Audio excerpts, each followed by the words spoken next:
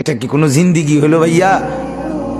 কখনোই আল্লাহকে ডাকতে মন চায় না, এক বেলা নামাজ পড়তেও মন চায় না, কোনো দিন ফজরের নামাজ পড়তে মন চায় না, কোনো দিনও আল্লাহকে ডাকতে মন চায় না। আয় হায় হায়, এটা কি কোনো মানুষের জীবন হইল ভাইয়া?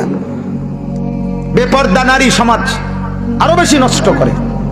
যে মেয়েটা বেপর্দা হইয়া অসংখ্য যুবককে নিজের শরীর দেখাইল, আল্লাহর কসম এই সমস্ত যুবকের গুনার সমপরিমাণ পীড়া ওই নাফরমান মেয়ের কাঁধে উঠবে, মহিলার কাঁধে উঠবে, কোনো সন্দেহ। এটা কি কোনো জিন্দিগি হলো ভাইয়া?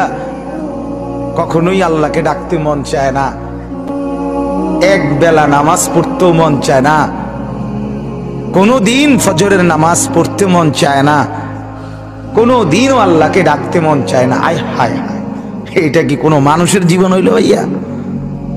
বেপর্দা নারী সমাজ আরো বেশি নষ্ট করে। যে মেয়েটা